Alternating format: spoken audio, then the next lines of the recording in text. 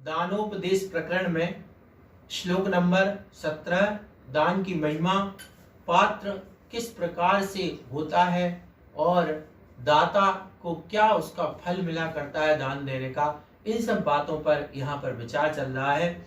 17वें number श्लोक का उच्चारण करते हैं। किम ते गृहः किमिह ते गृहिणो नुयेषा मंतर मनः सुमुनियो नहि संचरन्ति साक्षात् स्मृतिवशाच्चरणोदकेन नित्यं पवित्रतदराग्रशिरः प्रदेशः। अर्थ, जो मुनिजन साक्षात अपने पादोदक से गृहगत पृथ्वी के अग्रभाग को सदा पवित्र किया करते हैं, ऐसे मुनिजन जिन ग्रहों के भीतर साक्षात संचार नहीं करते हैं वे ग्रह क्या हैं, अर्थात ऐसे गृहों का कुछ भी महत्व नहीं है। इसी प्रकार स्मरण के वश से अपने चरण जल के द्वारा श्रावकों के सिर के प्रदेशों को पवित्र करने वाले वे मुनिजन जिन श्रावकों के मन में संचार नहीं करते हैं वे श्रावक भी क्या हैं, अर्थात उनका कुछ भी महत्व नहीं है। क्या मतलब है कि जो मुनिजन अपने पादोदक से गृहगत पृथ्वी के अग्रभाग को सदा पवित्र किया करते हैं, क्या है, अपन कहते हैं ना चलते फिरते तीर्थ जैसे हैं, तो ये मुनिराज जहां जहां से जी गुरु चरण जहां पड़े जग में तीर्थ हो, तो ऐसे भी पृथ्वी को पवित्र करने वाले हैं। लेकिन ऐसे मुनि जिन घरों के भीतर संचार नहीं करते, यानी जिस घर में मुनिराज के चरण नहीं पड़े, वे घर क्या हैं, उन्हें कैसे घर कहा जा सकता है। भाई पृथ्वी को जो मुनि पवित्र कर रहे हैं और वे मुनि उन मुनि को गुरु मानने वाले, सच्चे गुरु मानने वाले भक्त के घर में नहीं पड़ते हैं, तो फिर वह घर किस काम का, उसे घर कैसे कहा जा सकता है। अर्थात ऐसे ग्रहों का कुछ भी महत्व नहीं है। क्या मतलब, जिन मुनियों के चरणों से यह पृथ्वी पवित्र होती है, ऐसे मुनि के चरण जिस घर में नहीं पड़ते हैं वह घर नहीं कहा जा सकता है।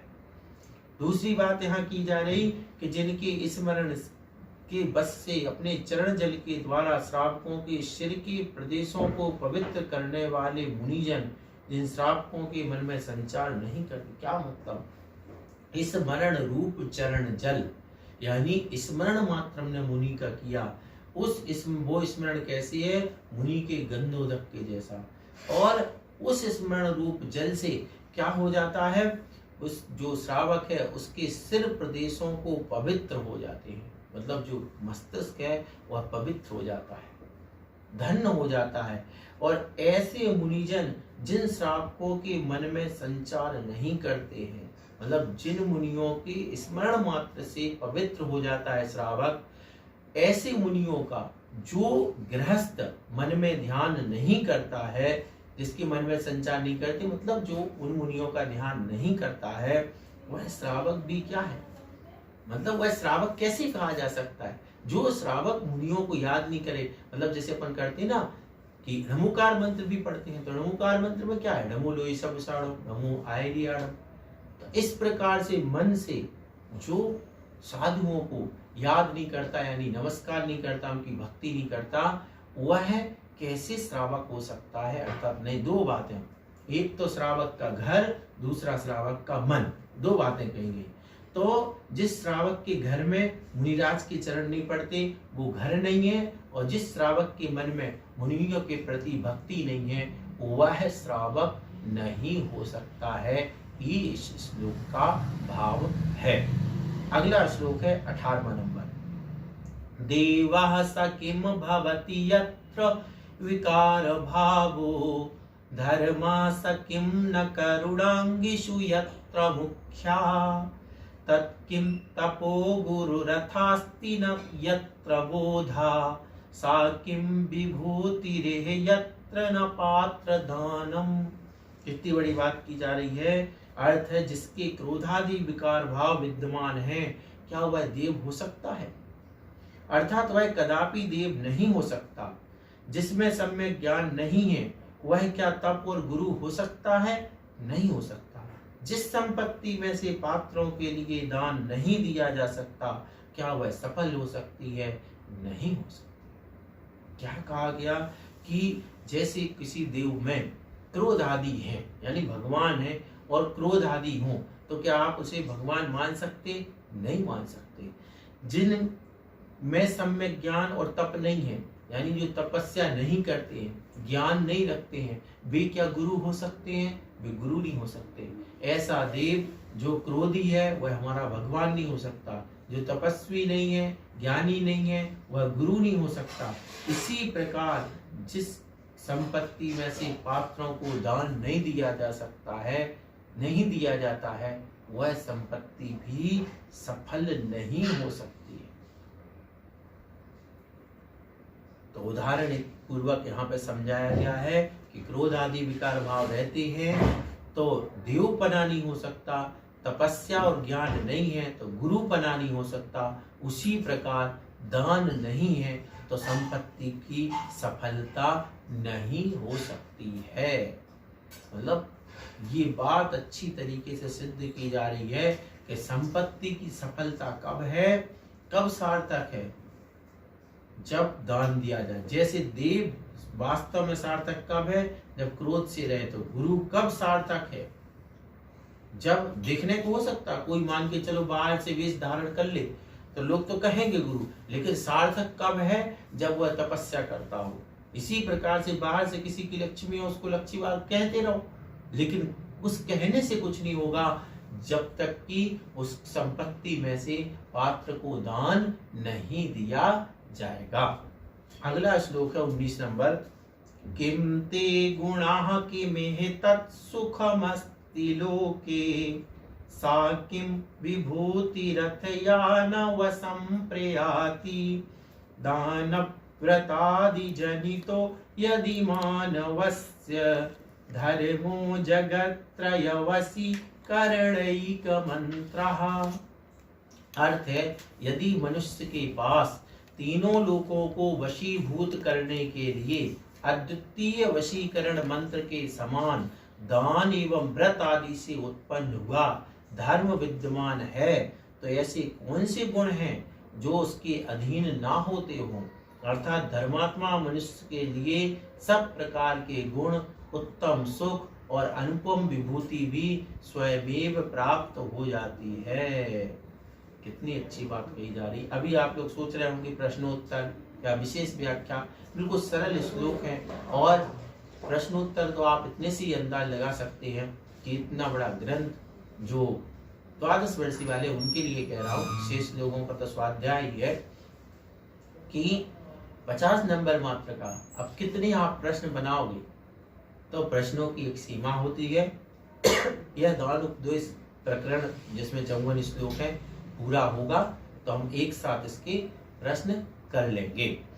अभी यहाँ पे क्या कहा जा रहा है? यदि मनुष्य के पास तीनों लोकों को वशीभूत करने वाले अद्वितीय वशीकरण मंत्र के समान दान एवं व्रत से उत्पन्न हुआ धर्म विद्यमान है। दान और व्रत दो चीजें कही जा रही हैं कि दान है और व्रत है ऐसा धर्म है जिससे तीनों लोक वश में हो जाते हैं। व्रत और दान ये दो ही चीजें हैं। तो इनसे क्या होता? दानात भोगो, दान से आपने रत्न शास्त्राचार में पढ़ा होगा, तो दान से भोगों की प्राप्ति होती है। इसलिए ये दान और व्रत तीनों लोगों को वश में करने वाले हैं। इनसे तीनों लोग वश में हो जाते हैं। अब तीनों लोग वश में होने का अर्थ ये है कि ये धीरे धीरे करके तीनों लोगों का स्वामी यानी भगवान बना देते हैं। ऐसे कौन से गुण हैं जो उसके अधीन ना होते हो? मतलब जो दानी और व्रती धर्मात्मा है उसके पास सारे गुण होते हैं। धर्मात्मा मनुष्य के लिए सब प्रकार के गुण, उत्तम सुख और अनुपम विभूति भी स्वयं प्राप्त होती है। और बिल्कुल सीधी सी बात है, हम सिर्फ इतना जानते एक धर्म है एक अधर्म है। यदि ये विभूति, संपत्ति, सुख, शांति धर्म से प्राप्त नहीं होती तो क्या अधर्म से होगी? बस यहीं से इस बात को समझ सकते हैं कि नहीं, ये पाप का फल नहीं हो सकता है, ये संपत्ति, शांति, सुख, ये पाप के फल नहीं हो सकते, विभूति। तो निश्चित है कि ये पुण्य रूप धर्म का ही फल है, ये दान का फल है। इस प्रकार से इसको अपन समझ सकते हैं। अगला श्लोक है 20वां नंबर। सतपात्र दान जनितोन्नत पुण्य राशि रेकत्र वापर जने नरनाथ लक्ष्मी आद्यात् परस्तदपि दुर्गत एव यस्मा दागामि काल फलदायि न तस्य किंचित। एक मनुष्य के पास उत्तम पात्र के लिए दिए गए दान से उत्पन्न हुए पुण्य का समुदाय है, तथा दूसरे मनुष्य के पास राज्य लक्ष्मी विद्यमान है, फिर भी प्रथम मनुष्य की अपेक्षा द्वितीय मनुष्य दरिद्र ही है, क्योंकि उसके पास आगामी काल में फल देने वाला कुछ भी शेष नहीं है। दो तरीके के, एक उत्तम पात्रों को दान दे रहा है और वर्तमान में मान के चलो उसके पास ज्यादा कुछ नहीं है, सिर्फ उसके पास पुण्य इकट्ठा हो रहा है। दूसरा व्यक्ति वो है जिसके पास अपार संपत्ति है लेकिन दान इत्यादि नहीं दे रहा। तो आचार्य कहते हैं कि जो पहला व्यक्ति है दान देने वाला, उसके पास वर्तमान में भले ही अधिक संपत्ति ना हो, लेकिन वह संपत्ति वाला है, क्योंकि वह भविष्य में उसके उस दान के फलस्वरूप ऐसी संपत्ति मिलेगी जो कभी खर्च और खत्म नहीं होगी। इसी प्रकार से अब जो दूसरा है जिसके पास लक्ष्मी भरी पड़ी है लेकिन दान नहीं करता, तो आचार्य कह रहा है वह क्या है? द्वितीय मनुष्य दरिद्र है, क्योंकि उसके पास आगामी काल में फल देने वाला कुछ भी नहीं, आगे के लिए कुछ नहीं है। इसलिए अपन जैसे मान के चलो एक व्यक्ति है जो खेत में बीज बो रहा है, अब लग तो क्या रहा है कि जैसे उसका गेहूं खत्म हो जाएगा, अनाज खत्म हो जाएगा, लेकिन सच्चाई क्या है? वो बीज है और वो बीज कई गुने रूप में फल करके आता है। दान भी ऐसे ही होता है। तो यहाँ ये कहा गया जो मनुष्य दान देता है वह वास्तव में समृद्ध माना जाता है। क्यों? क्योंकि उसके पास पुण्य का समुदाय है और आगामी काल में और भी मिलेगा। और जो मनुष्य भले ही बहुत पैसे वाला है लेकिन दान नहीं देता है तो वह मनुष्य दरिद्र ही है, क्योंकि आगामी काल में उसको कुछ मिलने वाला नहीं है। अगला श्लोक है 21 नंबर। दानाय यस्य न धनम न वपुर्व्रताय नैवं श्रुतं न परमोपशमाय नित्यं तज्जन्म केवलमलं मरणाय भूरि संसार दुख मृति जाति निबंधनाय। जिसका धन दान के लिए नहीं है, शरीर व्रत के लिए नहीं है, इसी प्रकार शास्त्राभ्यास कसायों की उत्कृष्ट उपशम के लिए नहीं है, उसका जन्म केवल सांसारिक दुख, मरण एवं जन्म के कारणभूत मरण के लिए ही होता है। कितनी बड़ी बात! किसी ने जन्म ले लिया है, उसके पास धन है लेकिन दान नहीं करता है, शरीर है लेकिन व्रत नहीं करता है, और शास्त्र अभ्यास तो किया है, शास्त्रों का ज्ञान है, लेकिन कसाएं नहीं रुकी हैं, तो ये तो संसार में भ्रमण का ही काम है, इससे कुछ भी होने वाला नहीं है। उसके मरण ही होता है, जन्म मरण के कारणभूत ही है, मतलब जन्म मरण की उनकी परंपरा चलती ही रहेगी। वे जन्मते रहेंगे, मरते रहेंगे, जन्म लेंगे, मरेंगे, उनका कल्याण होने वाला नहीं है। 3 बातें बताएंगे। धन से दान, शरीर से व्रत नहीं है, और शास्त्र पढ़ने के बाद कसाई नहीं रुकी हैं, तो सब कुछ बेकार है, वह अभी संसार में ही भटकता रहेगा।